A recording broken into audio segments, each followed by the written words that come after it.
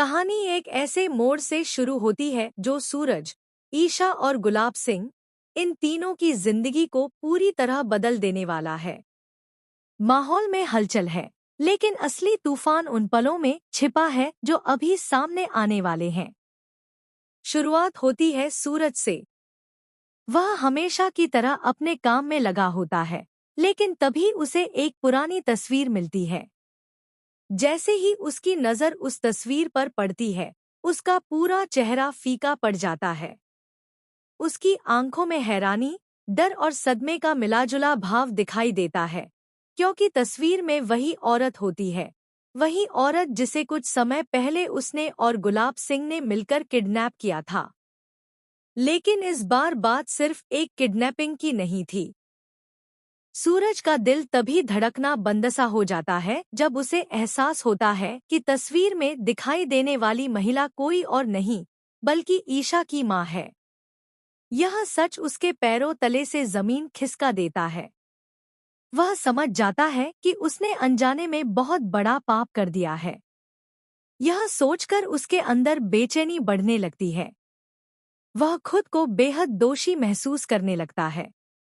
उसके मन में बार बार एक ही सवाल घूमता रहता है, अगर यह ईशा की माँ है, तो आखिर बाऊजी ने उन्हें किडनैप क्यों कराया? और क्या इस पूरे खेल में वह खुद भी एक अपराधी बन चुका है? सूरज बहुत देर तक अकेले बैठा सोचता रहता है। एक तरफ डर है कि सत्य बताने के बाद क्या होगा, और दूसरी तरफ अपने कर्म का बोझ उसे चैन नहीं लेने देता। अब उसके सामने दो ही रास्ते हैं, या तो यह राज हमेशा के लिए दफन कर दे, या ईशा को सब कुछ बता दे। लेकिन धीरे धीरे उसे महसूस होता है कि यह मामला सिर्फ किडनैपिंग का नहीं, बल्कि एक माँ की जिंदगी का है, और अब वह चुप रहकर नहीं जी सकता।